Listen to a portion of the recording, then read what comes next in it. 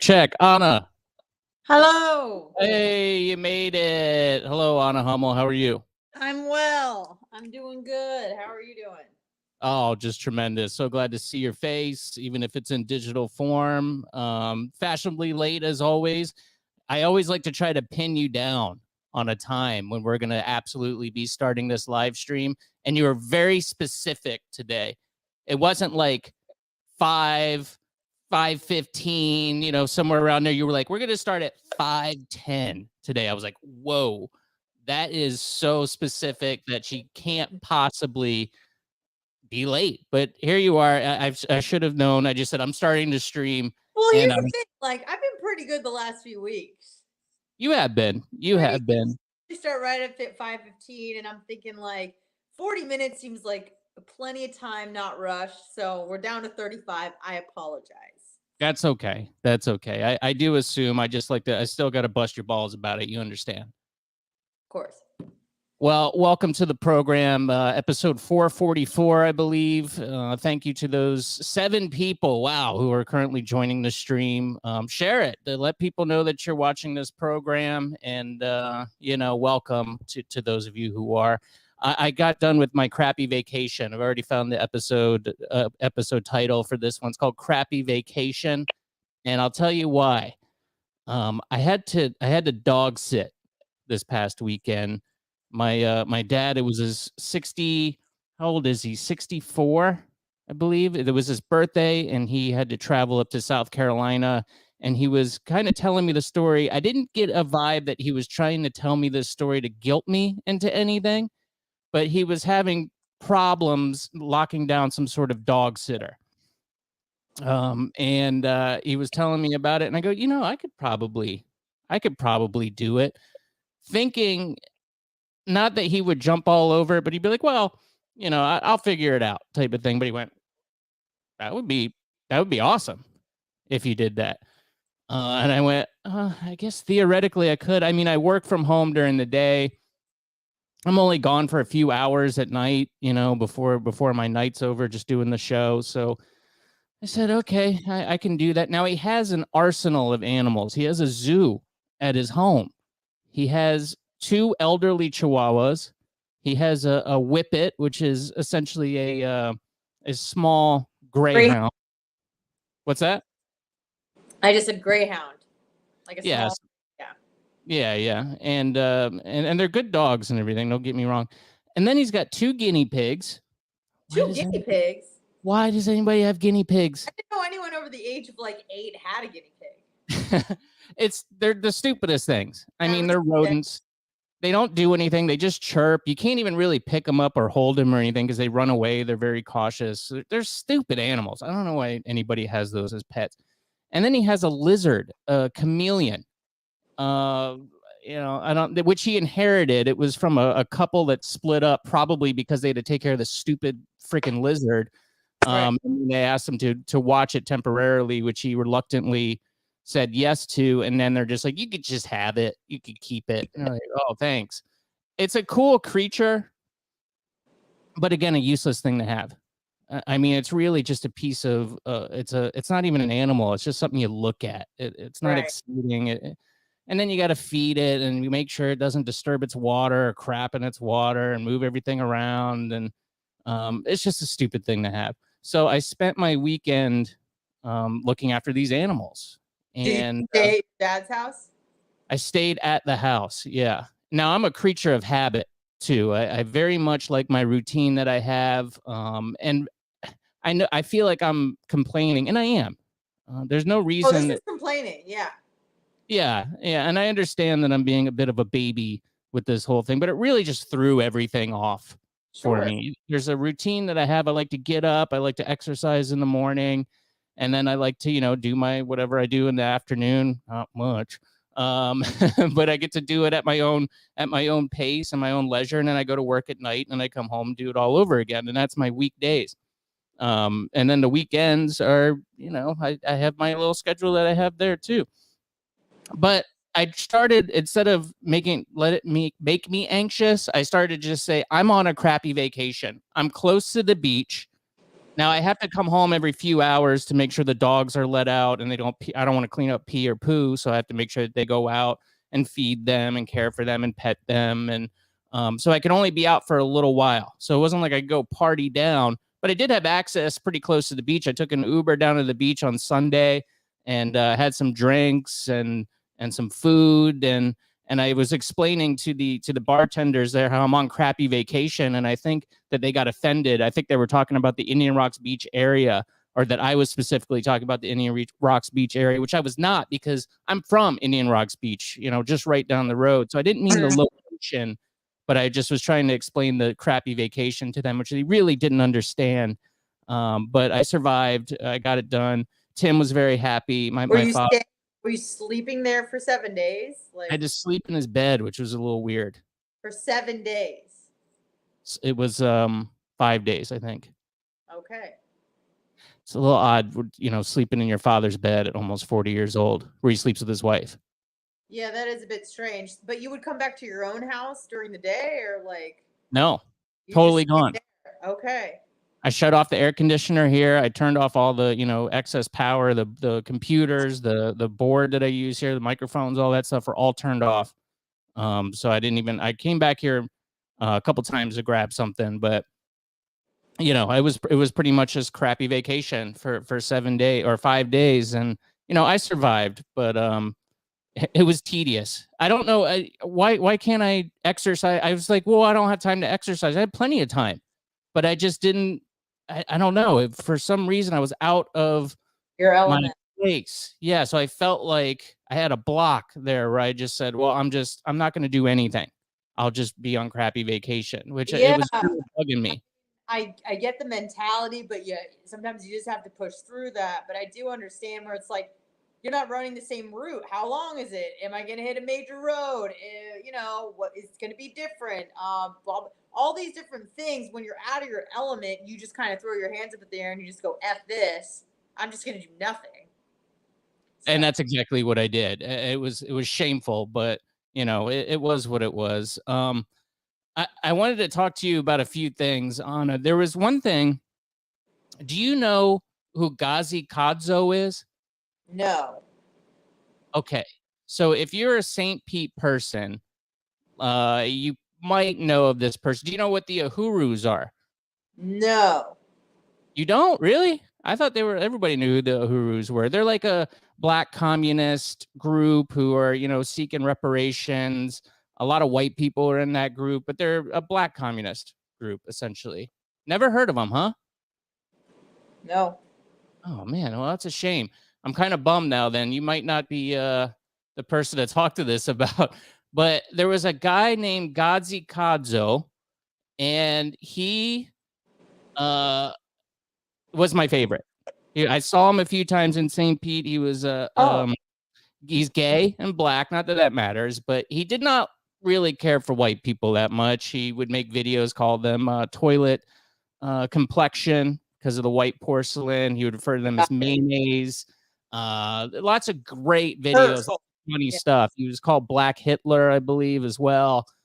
Just some real funny stuff. And he kind of disappeared. I didn't know where he went. And it turns out that he started this Black Hammer party. That's been described as a cult by some people. He got arrested in Georgia this week following a police standoff. There was a guy this is him, very handsome. They received a 911 call from a person that was whispering that they had been kidnapped by the organization and was being held hostage in the residence. There was an hours-long standoff. They ended up, they found a body in the home from this group. So he was arrested on charges of aggravated sodomy, which I believe is butt, right? Anything that wouldn't lead to reproduction is considered sodomy. So typically it refers to like oral sex or anal sex, but the definition is anything that wouldn't lead to reproduction. So masturbation, oral, anal, all that stuff. Okay. So I'm going to assume that it was butt because I like that best. That's really what it means. So it also, the police are claiming that, or Kadzo's claiming that police killed his son. It's a crazy story. So he started out here in St. Pete. I don't know what happened, but he left, and he's in jail now. I thought that was cool. I thought maybe you might have some thoughts on it, but you don't even know who this guy is. I'm so disappointed. Unfortunately not. I mean, if he's from this area, I am not from this area, so I feel like maybe there's a few things I've missed out on, despite the fact that I've lived here for about 6 years now. Dang. Well, excuse me. Jeez, Lord. I have something going on with my eye and my sinuses right now. It's insane. Hold on 1 second. Let me clear them out. Probably allergic to like iguanas and guinea pigs and cats and stuff. Dogs. Oh, man. I think I have some sort of virus. Monkeypox. Maybe something. Well, oh, man. Perfect timing. For a zoo for the last 5 days, so. Yeah. Well, okay. I guess we can drop that then. There was a few. Oh, my God. This is the worst timing for this. I'm dying right now. Are you okay? Can you take a breather? Can I tell you about my new latest obsession? Yeah, please do. I'm sure this person has entered your sphere of influence and or podcasts, but I am incredibly mesmerized by this person. It seems like he came out of nowhere. DJ Flacco, what's up, buddy? Are you familiar with Andrew Tate? I feel like I know the name, but I don't know offhand. You need to get on the Tate train, and you need to get on the train immediately, because this guy he's a provocateur, if you will. And he says a lot of outlandish and I don't want to say obscene things, but a lot of controversial things. And that excites me because I enjoy watching people get mad as far as the reaction to the things that he says. So he's kind of like in the manosphere sort of deal where he's telling men to be men. He is the reaction to all this woke feminism and LGBT, like all that, like give yourself a break, mental health stuff. He is the equal and opposite reaction to that, but he's doing it by himself. Is he a boxer? He's a kickboxer. Okay. Yeah. He is a professional kickboxer. He says he's a world champion. I'm not quite sure of his titles, but he has like a really bizarre accent. It's like American and British, which can be distracting and annoying, but he himself is a very impressive person. Apparently he has over 10 different passports. because his philosophy is, he's trying to get out of the matrix, and he claims that, the best way to stay, to get out of the matrix and to beat the system, because it's corrupt, and by the system is corrupt, I mean every system, financial, economic, government, everything. He says you can't live off the grid. That's just impossible. So the alternative is to be on as many grids as possible.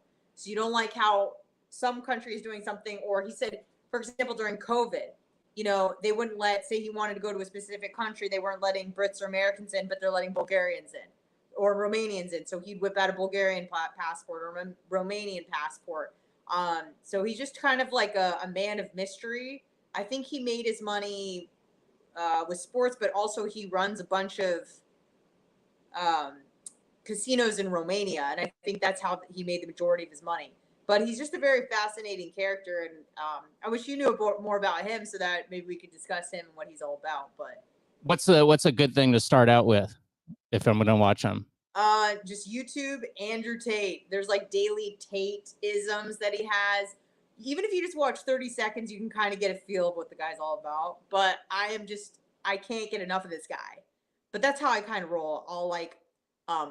I'll oversaturate myself with a new person, whether it be science or whatever, and then I just watch them till I can't stand them, and then I move on to the next. But he yells when he talks, and I think he's trying to demand attention or just be more emphatic. But he's just an interesting dude, very entertaining.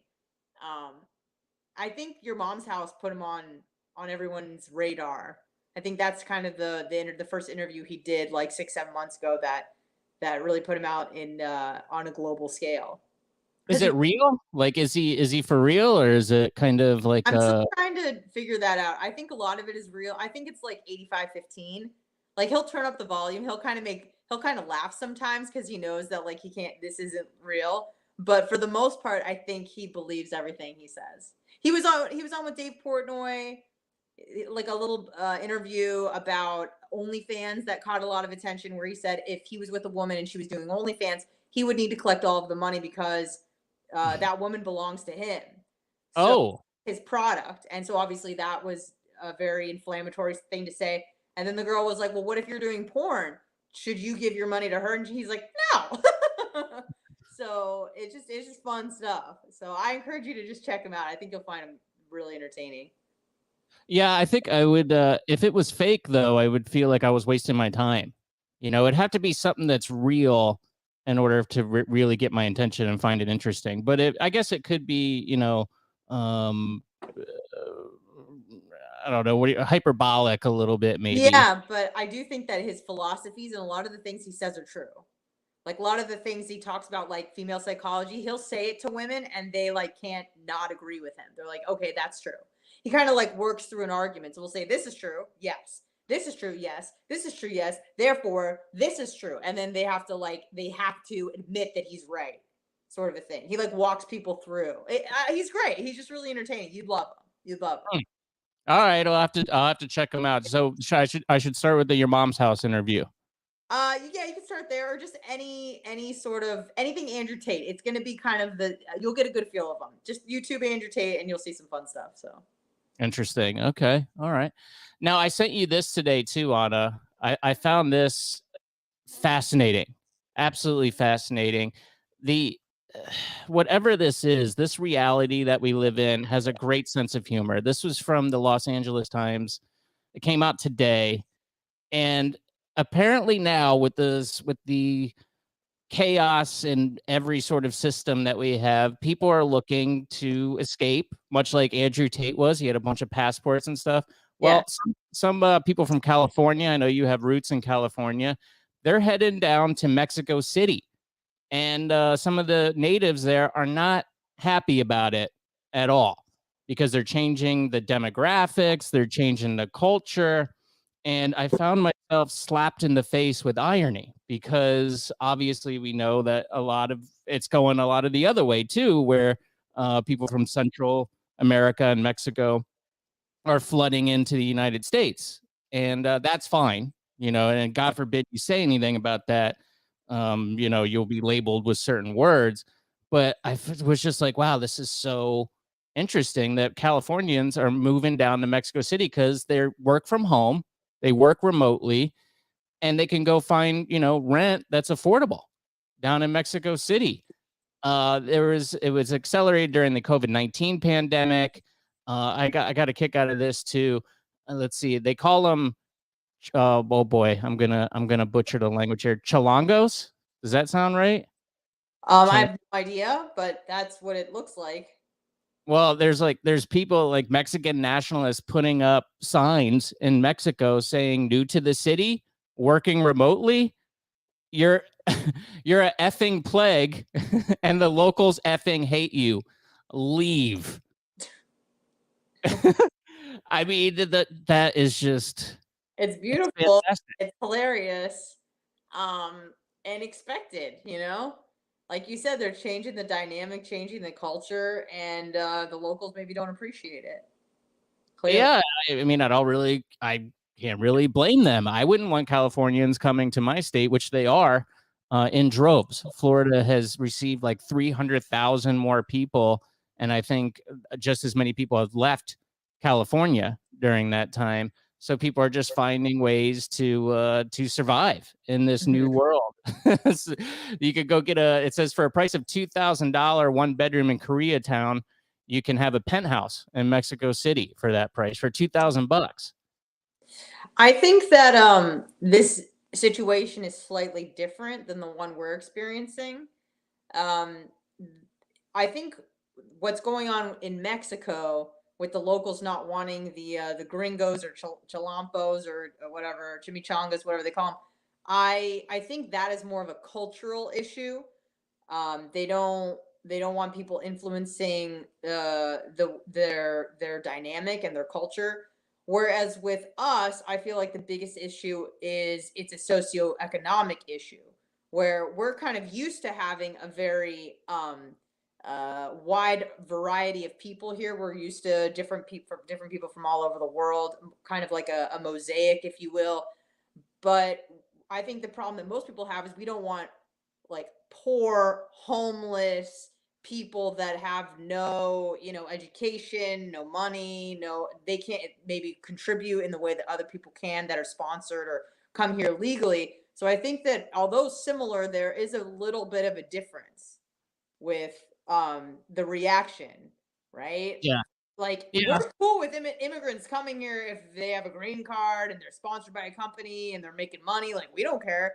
It's more like if they're just given subsidized living and a stipend from the government, and they don't have to pay taxes, but they get free healthcare. Like that's the issue I think most Americans have. Whereas with this, it just seems like they're like, we don't like white people. Get out of here. It's actually worse. Like they're actually more racist. That's the funny thing about it that I find. Because God forbid you say, well, I just think there should be a certain amount of people. I don't blame them for wanting to come here. This is a great place. And, but maybe we shouldn't just open the faucets and have it come in. If you say that, you're going to be killed. Yeah. Some people would want to kill you for saying that. And meanwhile, in Mexico, they're like, hey, you, I don't even know what racial, can you use? I think you can use racial slurs against white people. I think that's okay. Sure. Hey, honkies, get the hell out. Get the hell out of Mexico. How dare you? It's just, man, it's just the best. When I read this, I just felt so good inside. The irony, that's my favorite thing. I think that might be my favorite feeling is the irony. And I just, man, it was so sweet to watch. And yeah, I mean, I don't blame them for wanting people to get the hell out of their country either, to a certain extent, especially people from California, not known to make things better in any extent. Outside of maybe Northern California, they got wine country up there, but everybody else not really doing their part to make the world a better place. This is the final story I had, Anna, which was, okay, I'm doing my own producing here. I'm also dying still. I don't know what's going on with my sinuses, but I'm not going to complain. I just won't do it today. A rapper from Tampa. Maybe DJ Flacco knows this person. Let me find the tab here. Let's see. Gazi Kadzo already went over that. Here he is. Share that. Here we go. There he is, up on the screen. Let's see, what's his name? Zero shot Tampa Rappers community. What's his name? I read the article earlier. I've since forgotten. Same man was killed was Ari Williams. What's his rapper name though? Oh man, it doesn't even give his rapper name in here. Well, he's a rapper. He's a rapper, and he challenged people. Sometimes on social media, you flex a little bit. You want to, I don't know, show that you're a boss. You want to show that you're tough. And he went ahead and put up some social media posts and said, if you want it, come get it. Essentially, you want to try to smoke my ass, then I'm going to bring my butt outside. And somebody went to his apartment complex and shot him and his father. And now he's dead. That's very, I mean, I don't mean to laugh, but again, it's like, my Lord, what a tragedy. And what it seems like it's something that could have been easily avoided here by not bragging on social media, which people have a hard time with. Investigators don't believe the shooting was random. I would say so. Family and friends believe, unfortunately, that social media may have contributed to his death. He had a story addressing one or more people, and soon after, he was, in fact, murdered.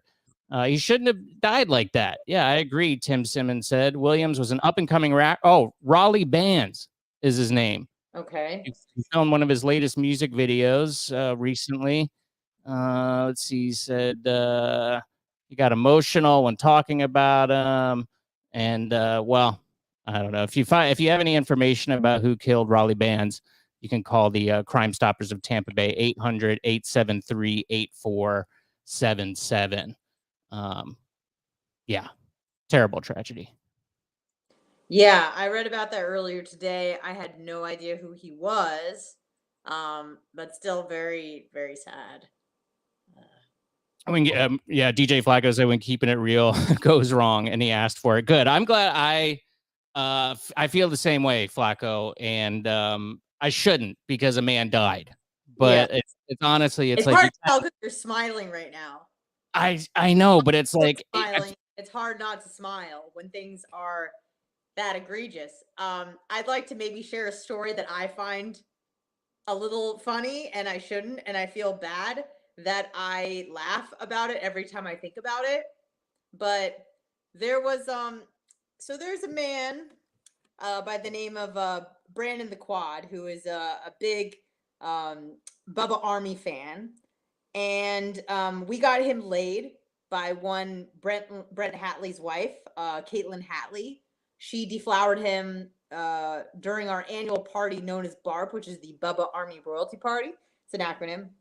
So the first day of celebration, it's 3 days of celebration, Thursday, Friday, Saturday. On Thursday, we celebrated Brandon losing his virginity at a local pizzeria, okay? This was January of this year. And at this celebration, there was another handicapped man, but he was like the Eeyore version of Brandon the Quad, okay? And this guy's name was his name was David, okay? And he again was like the Eeyore version. So Brandon is like a very happy-go-lucky handicap guy. This is like a very sad, somber handicap guy. And he would come up to us. He was, handicapped, and he would come up to me, came up to Bubba, and he would tell us like all of his medical problems. And he would be like, I'm really scared. I have to go on dialysis. And you're like eating pizza, like it's like very awkward. Everything's like really uncomfortable. And he went up to Bubba, and I overheard this, and he goes, Bubba, I'm scared. And Bubba was like, don't be scared. Like, you're going to be fine. Everything's good. Don't worry about it. Well, he died 3 weeks later.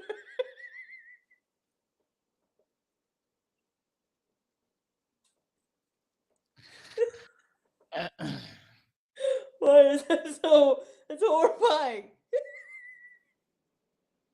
But Bubba was like, don't be a pea. Don't be a little bitch. You're fine.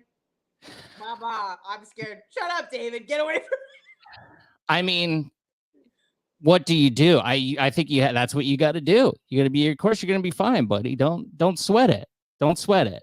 It was just Bubba. It was also extremely dismissive. Oh, Extremely dismissive. Okay. yeah. Well, I don't know. I've never met him. He doesn't seem like he's trained in any sort of psychology. I don't believe he went to college for any sort of psychoanalysis or anything like that. It's tough. I don't know what you say. It's almost better to totally dismiss it. Be like, buddy, you're gonna be fine. Don't worry about it. Jeez. Right. But So, then, yeah, I yeah, think we were one of his last calls. He called us while he was going to the hospital, but he was always in the hospital, so we just thought it was like a routine thing. And then about a week later, after he calls from the hospital, we found out that he had passed, and that was it was one of those things where like, oh my god, I feel so bad, sort of a deal. But what are you gonna do? Like you said, so. this is a lot of, I feel like we've been trivializing death, and I hope we didn't do that too much. I think it's more gallows humor on both Yeah, of our ends here. If you don't laugh, you'll cry type of scenario. I mean, rest in peace to what was his name? David. David. David Hernandez. Rest in peace, David Hernandez. Rest in peace to Raleigh Bands. I would say don't make any posts on social media threatening anybody to come kill you. I would say if someone is scared, just say, don't worry, buddy, you're going to be okay, and give them a hug, maybe, along with the. Scared. And he kept saying that he had diabetes, and we're like, well, why do you keep eating the ziti? Like, that's probably not the move. I mean, in retrospect, thank God he ate the ziti. Right.